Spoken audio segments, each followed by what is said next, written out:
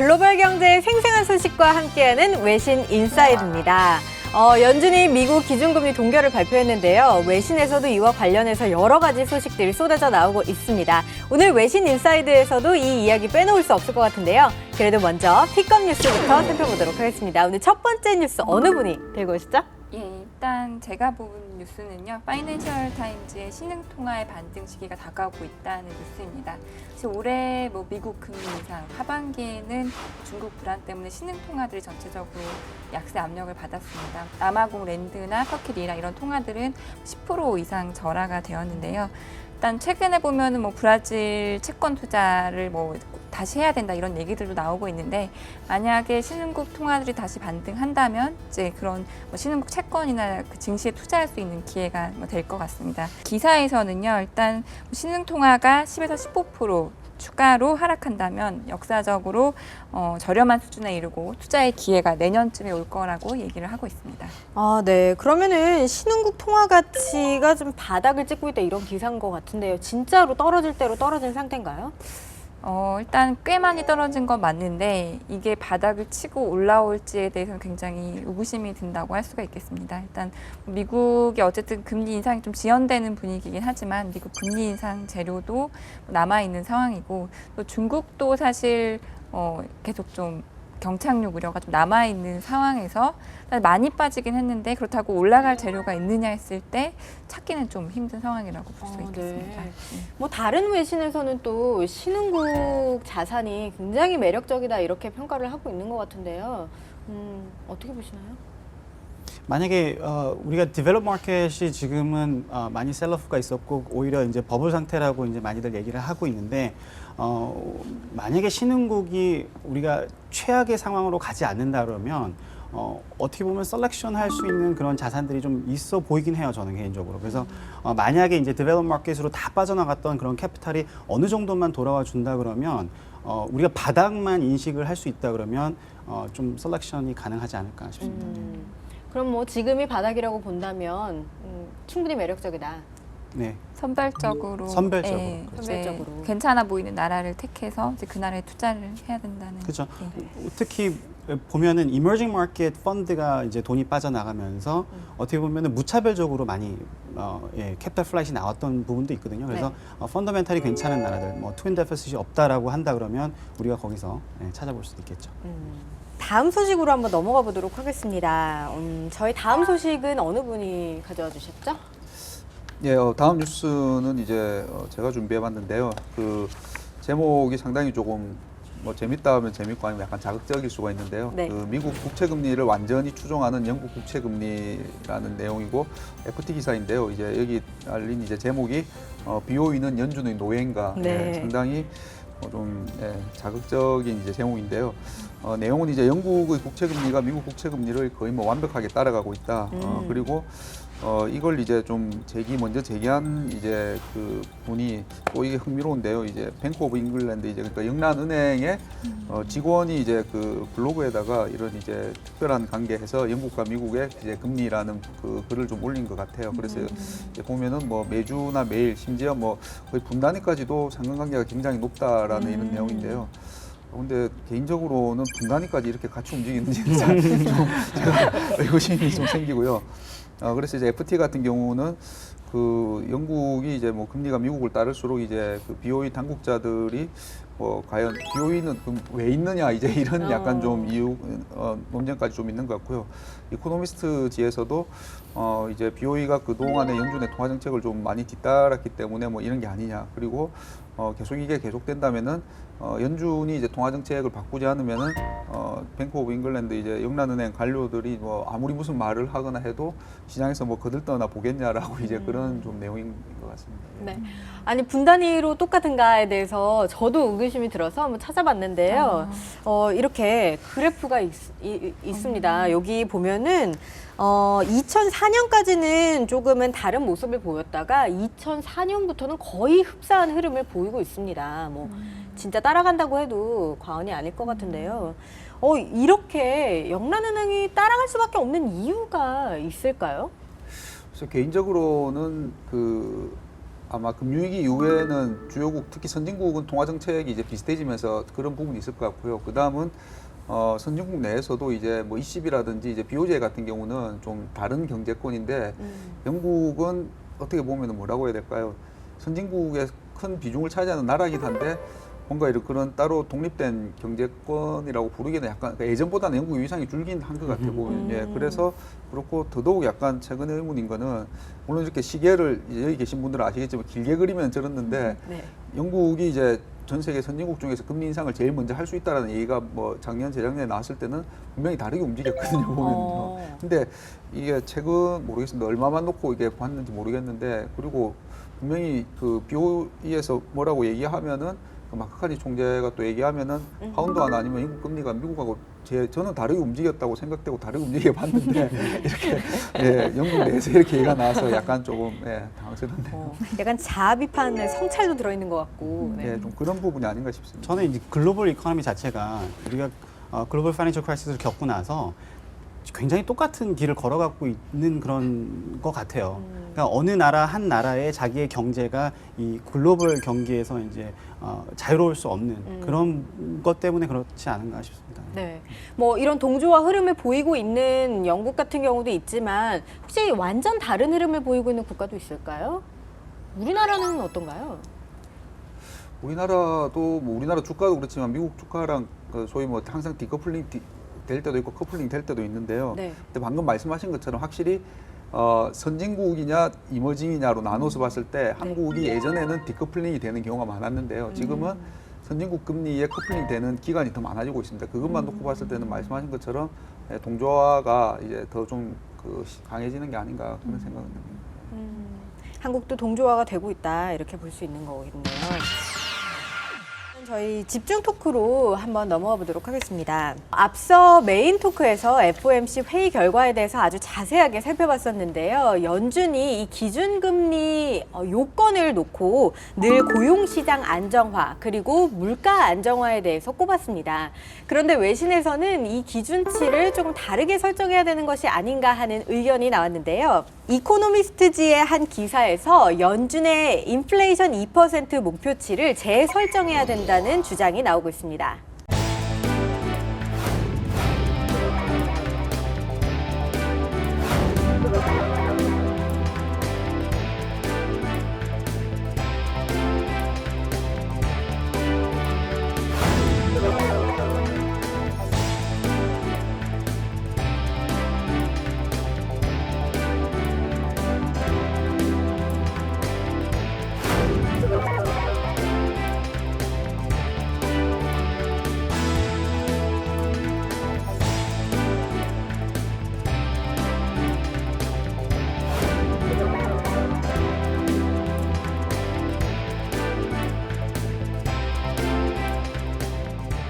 네, 제가 기사에 대해서 좀 간략하게 브리핑을 해드리면요. 이 대공황 이후에 여러 가지로 한번 방법을 모색해 봤는데 첫 번째는 내부 고용을 설정을 했습니다. 근데 스태그플레이션이 나타나면서 이게 아닌가 보다 해서 통화 공급량을 또 목표로 잡았거든요. 근데 통화 공급량을 목표로 잡으니까 이번에는 건전하지 못한 경제 상태가 나타났습니다.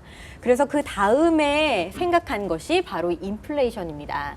2012년 7월에는 연준이 뭐라고 발표를 했냐면요. 가장 일관된 정책을 펼칠 수 있는 지표다 이렇게 이야기를 했는데요. 오늘 FOMC 회의 결과 이 이론에서 크게 벗어나지 않았다라고 볼 수 있을 것 같습니다. 그렇다면 이 물가가 정말 기준금리 설정을 하는데 아주 효과적으로 작용을 하고 있는 걸까요? 우선 그 2%가 그러면은 맞는 숫자인가 이렇게 생각을 해보면 우리가 히스토리컬리 봤을 때 인플레이션이 4%가 넘어가게 되면은 그때가 다운턴의 시작이 많이 왔었거든요. 네. 그래서 2%는 어떻게 보면은 우리가 감내할 수 없는 인플레이션과 그다음에 디플레이션으로 들어가기 전에 제로와 그 중간 수준이 아닌가 싶어요. 근데 그거에 대해서도 한번 다시 생각해 볼 때가 저도 됐긴 했다고 생각을 하거든요. 하지만 인플레이션 타겟이 저는 되게 합리적인 것 같아요. 네. 왜냐하면 그 이코노믹 액티비티 자체라는 게 네. 그 인플레이션의 숫자로 나타나는 거라고 보거든요. 그래서 이게 너무 낮게 책정이 되면 그만큼 그 경제의 활력소가 준다라는 거고 그렇게 된다 그러면 풀 임플로이먼트는 가능하지 않다라고 볼 수도 있겠죠. 하지만 너무 또 많이 가게 되면 자산 버블과 솔직히 인플레이션이 높았을 때 이게 버블이 터지지 않는다라고 가정하면은 인플레이션이 저는 나쁘지는 않다고 생각해요. 하지만 이게 인플레이션이 너무 높아졌을 때 그게 버블이 터지고 디플레이션으로 들어갈 수 있기 때문에 그거를 그 밴드를 지켜줘야 된다고 생각하는데 2%가 이게 우리가 중간점인지는 네. 다시 한번 생각해 볼 필요는 있는 것 같아요. 좀 다른 의견. 이 중앙은행이 사실은 제가 알기로 페드도 전에도 이 타겟 인플레이션을 정해놓고 정책을 핀 적은 없었던 걸로 알고 있거든요. 네.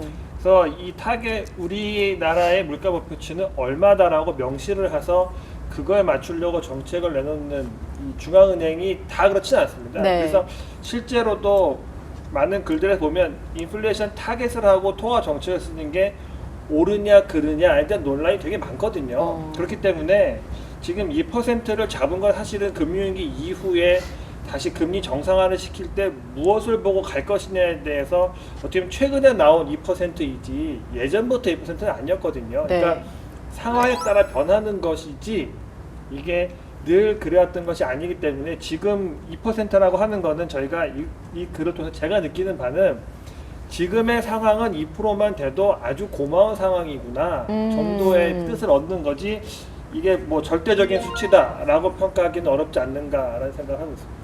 네, 뭐 맞는 말씀이신 것 같아요. 왜냐하면 또 이번에 FOMC 회의 결과에서 아주 명확하게 얘기했던 것 중에 하나가 글로벌 상황을 한번 봐야 된다. 그리고 우리가 앞으로도 이 글로벌 상황을 킵 모니터링 하겠다. 이런 얘기를 계속해서 내보냈기 네. 때문에 맞는 상황인 것 같습니다. 그렇다면요, 이제는 글로벌 상황이 아주 중심적인 역할을 하고 있다. 기준금리 인상 여부에 대해서 중심적인 역할을 하고 있다. 이렇게 볼 수 있을까요? 이번 FOMC에서 그 논란이 그 전에 논란이 약간 있었는데요. 이번에 FOMC를 계기로 그게 좀 명확해진 것 같고요. 네.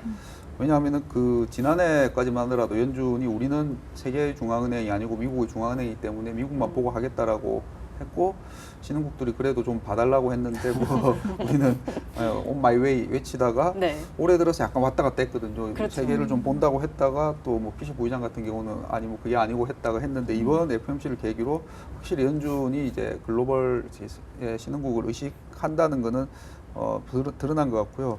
그리고 이제 그게 그 서로 유기적으로 연결이 예를 들면은 예전은 왜냐하면 연준이 자기 나라만 보고 해도 자기 경제 상황과 그리고 그걸 맞춰서 하는 게 결국엔 전 세계 경제에도 이득이 될 거다라고 생각을 했는데 지금은 예전 같았으면 이제 그 경제 상황이 달라진 게 예전에는 미국이 어려워졌다 좋아질 때 다른 나라도 좋아지는 곳들이 있었다는 거죠. 이제 보면. 근데 지금은 미국만 좋죠. 그러니까 미국만 좋아서 자기들이 먼저 엑시스를 하겠다 했는데 이게 부메랑이 돌아와가지고 뭐 원자재 통화나 원자재 가격이나 원자재 국들을 어렵게 하면은 그게 다시 미국한테 돌아오는 이제 이런 페이오프 관계가 있다라고 좀 생각을 하는 것 같아요. 네. 요즘 말이 길어진 건지 모르겠지만 이 얘기 들으면서 어떤 생각이 나냐면 60년대인가 70년대 GE, 그러니까 GM이죠. 그 제너럴 모터스 회장이 나와서 GM에 좋은 것이 미국에 좋은 것이다 라고 하면서 대부분의 노동과 어떤 연금 정책들을 다 대부분 GM에 맞게 꾸려가서 이 미국의 보면은 자동차 산업이 이끄는 산업처럼 나라처럼 보였었는데 네. 이제 보면 GM은 금융위기 이후에 뒤안길로 접어들었었는데 네. 사실은 이미 시장의 이 마켓쉐어라고 하죠. 이거는 70년대부터 줄어들고 있었거든요. 그러니까 미국이 뭐 미국에 좋은 것이 세계에 좋은 것이다 라고 말을 해왔던 것처럼 보였지만 네. 이제 와서 보니 미국에 좋다고 뭘 했을 때 정말 우리한테 좋은 건가?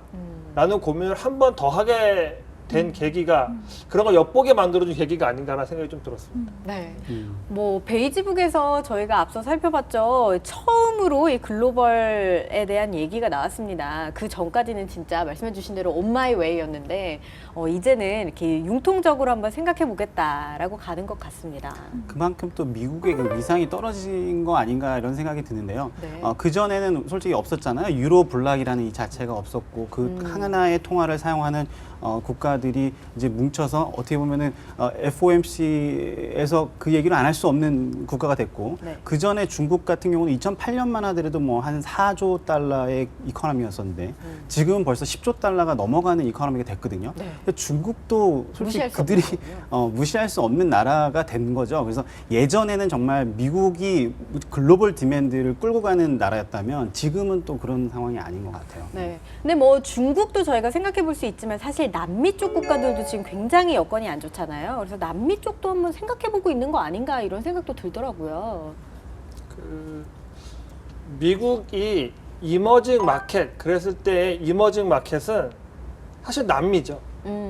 뭐 지금 멕시코는 남미가 아니라 북미지만 어쨌든 멕시코, 뭐 아르헨티나, 브라질 같은 지근거리에 있는 나라들이 그쪽에서 봤을 땐 이머징이고 우리가 생각했을 때 이머징은 아시아일 거라 생각을 하지만 실제로 그렇죠. 그렇지는 않고요. 근데 지금 아시는 것처럼 뭐 남미 쪽에 뭐 원유 생산하는 베네수엘라도 상당히 문제가 있고요. 네. 브라질도 지금 회화를 아까 들으신 것처럼 뭐 가치가 어디까지 떨어지면 떨어지는 상황이고요. 네. 그렇기 때문에 미국 입장에서는 뭐 오버시가 뭐 중국일지 유럽일지 뭐 남미일지는 모르겠지만 전반적으로 남미에 대해서는 확실히 불편한 거는 맞다.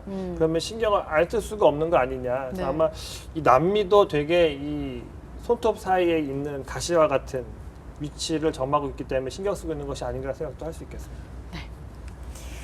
네, 뭐 이례적으로 글로벌 상황을 이야기한 연준, 아무리 봐도 이제는 외신을 체크하지 않을 수 없는 상황까지 온 것 같습니다. 저희 외신 인사이드는 다음 주에도 더 생생한 소식으로 찾아뵙도록 하겠습니다. 감사합니다.